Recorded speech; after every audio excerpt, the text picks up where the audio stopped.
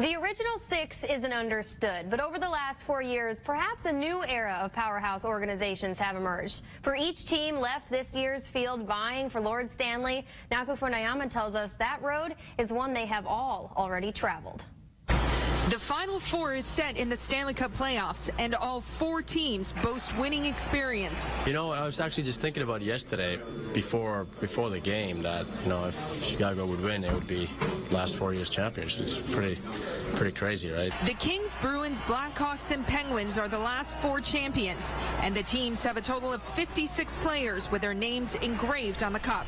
No, I think it's pretty impressive, you know, knowing about the parity in the league and how hard it is to get back there, and to know that somebody is going to win it twice at the most 4 years is pretty impressive, I think. And you know, so that's what we have here, and it's an opportunity for all of us here to duplicate what we wanted to duplicate here for a while. It also means that all of the teams have that very experience that's seen as something so valuable in the NHL playoffs.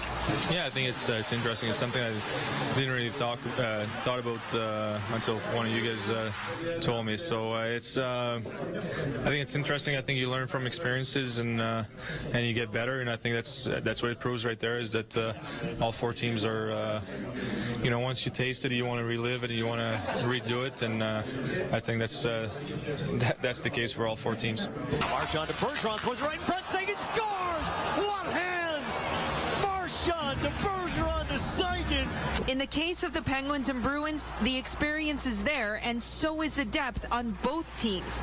Julian says it's understanding the equal depth on the other side that could be one of the keys to the series. I think that's the respect that you have to have for that team, knowing that every time you're on the ice, don't think it's going to be an easy shift, and if you don't pay attention to your game defensively, it's going to end up costing you.